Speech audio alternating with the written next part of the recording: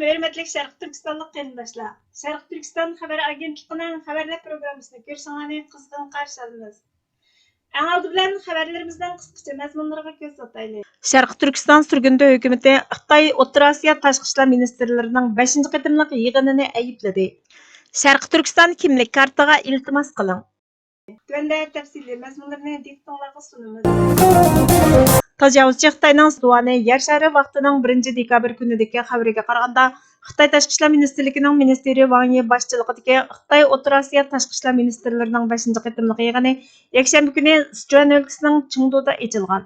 Yig'inda tunji qitim O'rta Osiyodagi 5 davlat ministrlari Xitoy O'rta Osiyo boshliqlar yig'inining natijasining amaliylashtirilisini ko'zdan kechirgan va kelar yili Qozog'istonda o'tkazilmoqchi bo'lgan 2-ci qitimliq boshliqlar yig'inining tayyorlik xizmatlari haqida cho'nqur suhbatlashgan. Yig'in kelgusidagi nishonni bekitib chiqqan va o'zaro ishonch va do'stlikni kuchaytirgan. Xitoy Kompartiyasi Markaziy komiteti siyosiy byurosining doimiy a'zosi Wang Yi 5 davlatning tashqi ishlar ministrlari bilan birlikda o'tkazilgan axborot e'lon qilish yig'inida suhbatning natijasi va o'rtaq tunishni xulosalagan. Tajovuzchi Xitoyning tashqi ishlar ministri Wang Yi har qaysi davlat rahbarlarining Xi'anda o'tkazilgan Xitoy O'rta Osiyo boshliqlar yig'inida hosil qilingan o'rtaq tunishning davomlashishini va Xitoy O'rta Osiyo hamkorligini ilgari surishni o'z ichiga olgan Xitoy O'rta Osiyo mexanizmini kuchaytirish uchun rahbarlikni kuchaytirishning muhimligini ta'kidlagan. Qozog'istonning kelar yili boshliqlar yig'inini o'tkazishini qo'llaydiganligini bildirgan hamda bir balvoq bir yo'l tashabbusining a'lo sifatli birlashma qurilishining harakat plani Xitoy bilan O'rta Osiyo o'rtasidagi yaxshi qo'shna va do'stlik hamkorlik kelishimi va boshqa muhim hamkorlik hujjatlari to'g'risida kelishim tuzish haqida birlikka kelgan. Yig'inda yana uzun muddatli hamkorlik jarayonida borliq kelgan o'tira ideya va qimmat qarashini asos qilgan Xitoy O'rta Osiyo ro'yi barpo qilish maqsad qilingan. Wang Yi yana zamonaviylashtirish nishonini cho'nqurlashtirish va atrofli hamkorlik, ya'ni taraqqiyot strategiyasining moslashganligini kuchaytirib, savdo sanoatga mablag' selish, qatnash, yeshil qazilma boyliq, dehqonchilikni zamonaviylashtirish va almashtirishni oldingi o'ringa qo'yishni, Beydo dengiz safari sun'iy hamroh sistemasini yo'lga qo'yish, namratlikdan qutuldirish, cho'llashishning oldini olish va oliy ma'rif qatorliq sohalarga hamkorlikni kengaytirish, O'rta Osiyo davlatlari bilan almashtirish subsidi qurishni qaror qilgan. Ministrlar yana rayon tinchligi va oshquliqdan iborat 3 xil kuch bilan birlikda kurash qilish, O'rta Osiyo davlatlarining ichki ishlariga aralashgan tashqi kuchlarga qarshi turish, O'rta Osiyoda qalayimqanchilik va muqimsizlik paydo qilishning oldini olish va tinchlikni qo'g'dash, Afg'onistonni qayta tashkillashni qo'llash qatorliq jihatlarda birdaklik hosil qilgan. Ministrlar yana avlodlar aro madaniyat almashtirish va uzoq muddatli do'stlikni ilgari surishni ta'kidlagan.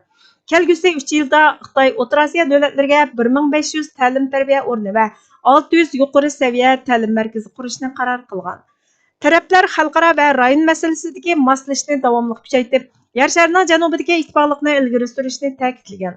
O'rta Osiyodagi 5 davlat rahbarlari Shanxay hamkorlik tashkilotining raisligini va bu tashkilotning yangi taraqqiyotini ilgari surish tirishchanligini to'liq qo'llaydiganligi to'g'risida va'da bergan. Xitoy O'rta Osiyodagi 5 davlat bilan diplomatik munosabat o'rnatgandan keyingi 31 yildan keyin bu 5 davlat rahbarlari bilan 2023-yili 5-oyda Xitoyning Xi'an o'lkasining Shanxi viloyatida tunji qitim yig'in chaqirgan.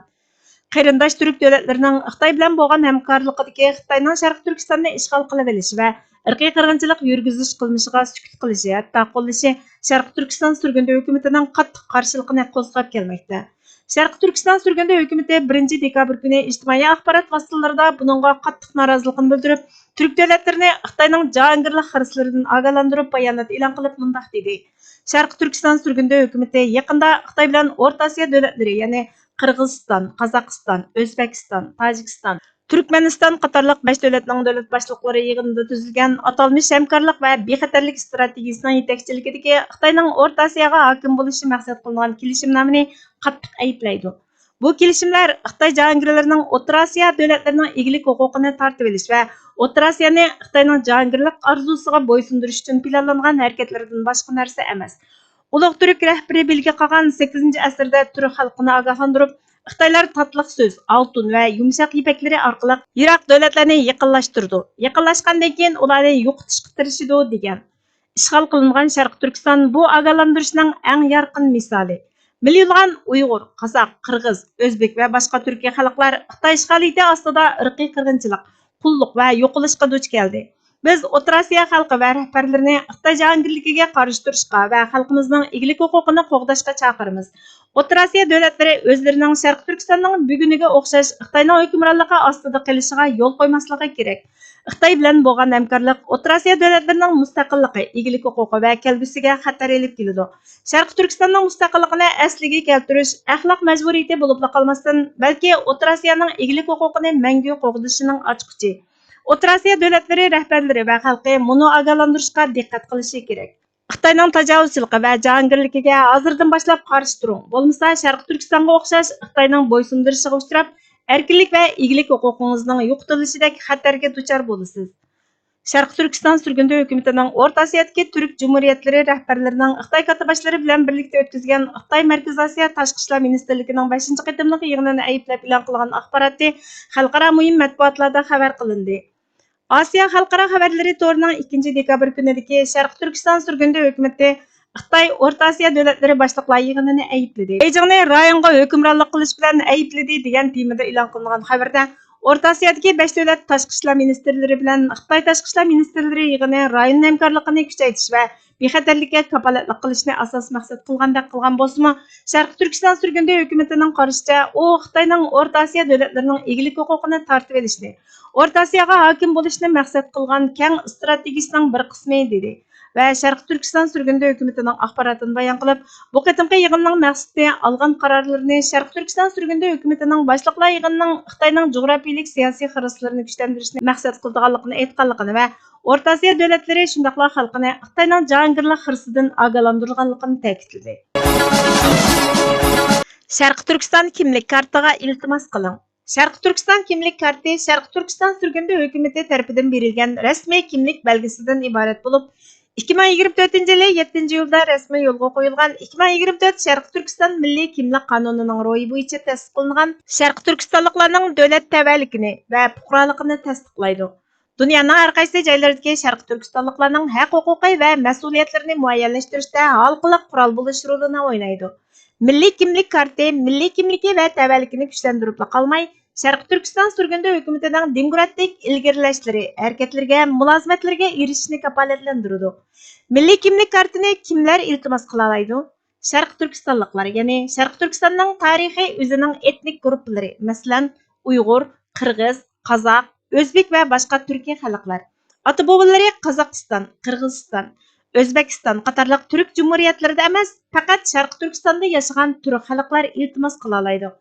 Sharq Turkistonda tug'ilgan shaxslar yoki Sharq Turkistonda tug'ilganlarning bolalari va nevaralari, sürgündagi Sharq Turkiston jamiyatining a'zolari, Sharq Turkiston bilan tarix, til va kultur jihatdan bog'liqlik bo'lgan musofirlar, Sharq Turkiston fuqarolarining bolalari, mayli qayerda tug'ilishidan qat'iy nazar, Sharq Turkistonlik ota-onaning bolalari, Sharq Turkiston musofirlari, ya'ni ziyonkashlik yoki siyosiy bostirish sababidan Sharq Turkistondan ko'chib sürgünde yaşayotgan shaxslar Sharq Turkiston milliy kimlik kartiga iltimos qila oladi.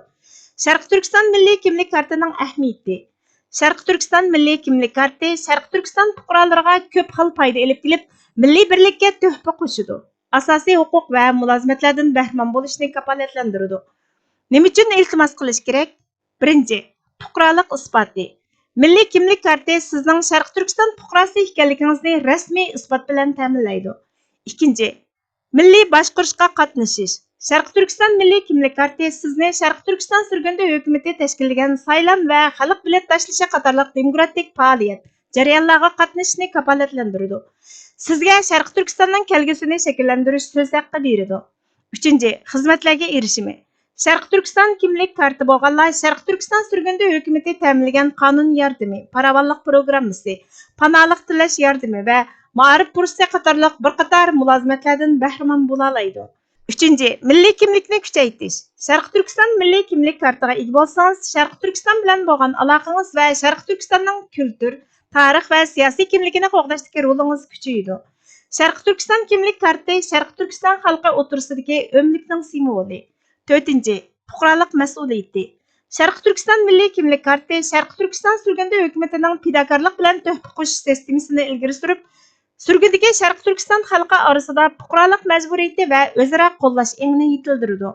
Bu tuhfalar hukumatning Sharq Turkiston uchun qilayotgan ko'rishi va xizmatini izchil davomlashtirishiga yordam beradi. Shimoliy Amerika, Yevropa, Yaponiya va Avstraliyada yashayotgan Sharq Turkistonliklarga tavsiya qilingan yillik ixtiyoriy iona summasi cho'nglar uchun $150, 18 yoshdan tuvanlar uchun $50. O'rta Osiyo, O'rta Sharq, Osiyo, Tinch okean va boshqa rayonlarda yashayotgan Sharq Turkistonliklarga tavsiya qilingan yillik ixtiyoriy iona summasi cho'nglar uchun $50, 18 yoshdan tuvanlar uchun $10. Sonliq ma'lumot bexatarligi, bexatar saqlash. Sharq Turkiston milliy kimlik kartasi uchun to'plangan barliq shaxsiy uchurlar ruxsatsiz erishishdan qo'g'daydigan bexatar, maxfiylashtirilgan sonliq ma'lumot ambarida saqlanadi va shaxsiy maxfiyatligingizni qo'g'daydi. Erishishning zich kontrol qilinishi. Uchurlaringizga faqat Sharq Turkiston surgundi hukumatining huquqli xodimlari erisha oladi. Bu uchurlar faqat xalqaro sonliq ma'lumot qo'g'dash o'lchamiga asosan rasmiy maqsad uchun qo'llaniladi. Qandaq iltimos qilish kerak? Sharq Turkiston milliy kimlik kartiga iltimos qilish uchun tuvandagi oddiy bosqichlarni boshdan kechirishga to'g'ri keladi. Birinchi, iltimos jadvalini to'ldiring. Milliy kimlik karti jadvalini to'g'ri uchurlar bilan to'ldiring. Barliq kerakli joylarning to'ldirilganligini jazmlashtiring. Inovatlik hukumat tarqatgan kimlik va yaqinqi 6 oy ichida tortilgan pasport uslubidagi rasmni qachilang. Ikkinchi, ish haqqi. İltimos ish haqqi uchun $25 to'lang. Ya'ni ixtiyoriy iona qila olasiz. Shimoliy Amerika, Yevropa, Yaponiya va Avstraliyadagi quramiga yetganlar $150, 18 yoshdan tuvanlar $50. O'rta Osiyo, O'rta Sharq, Osiyo, Tinch okean va boshqa rayonlardagi quramiga yetganlar $50, 18 yoshdan tuvanlar $10 ixtiyoriy iona qila oladi. Zarur bo'lgan kimlik ishlash haqqini topshirib olgandan keyin iltimosga asosan 6-7 oy ichida kimlik ishlanib tayyorlanadi. İrfan qo'shuni mamlakatimizning, millatimizning va umumiy xalqimizning baxt saodatiga to'sqinlik qilib kelgan va to'sqinlik qilayotgan qiyin bir dushmanimiz bor. Asrlar bo'yi o'z qo'ynida xalqimizni falokatdan halokatga, saodatdan safolatga tortib ketayotgan bu dushmanning nomi hammaga ma'lum bo'lganidek jaholatdir. Bu jaholat bir butun mavjudligimizni yo'qlikqa, to'g'ridan to'g'ri halokatga elib bormoqda. Bu qo'rqinchli tahlikadan qutulish uchun buyuk bir qo'shinga ehtiyojligimiz. Ushbu qo'shin bo'lsa, ilm-irfon qo'shinidir. Ilm-irfon qo'shini kelajagimizning yagona yo'lanchigi va yagona uludir. Bir millat irfon qo'shiniga ega bo'lmoqcha saodat yuzi ko'rolmaydi. Millatlar orasida o'zining insonlik o'rnini saqlab qola olmaydi. Millatimizni, xalqimizni va davlatimizni saodatga, abadiy salomatga ega qilamiz deyotganmiz. Hukumat va xalq birlikda qo'l tutishib, vaqt zoya qilmasdan to'liq va talabga loyiq bir ilm-irfon qo'shiniga ega bo'lish majburiyatimizning borligini unutmasligimiz. Buning uchun tirishchilik ko'rsatishimiz lozim. Hukumat o'zining yaxshi niyat va to'g'ri siyosat olib berayotganligini ko'rsatish uchun o'tmishdagi xatoliklarni va kamchiliklarini to'nigan holda o'lkamizning ta'lim-tarbiya va ma'rif sistemasini sog'lom bir programmaga bog'lashi va buni qat'iylik bilan amalga oshirishi lozim. Xalqimizmi kelajak naslning fikr, ilm, san'at, fan-u nasihat va axloq beg'ida yetishgan sog'lom avlodlardan bo'lishini istasa, o'rinsiz va chorasiz ah-vah qilishini bas qilib, ma'rif yo'liga safarbar bo'lishlari kerak.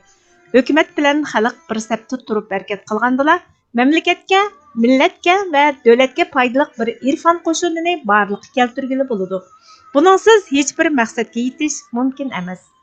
Manba Erkizdi 782 son 1949 yili 19 may. Uyg'urchaga ag'diruvchi Burhan Muhammad. Bugungi xabarlarimiz bu yerda oxirlashdi.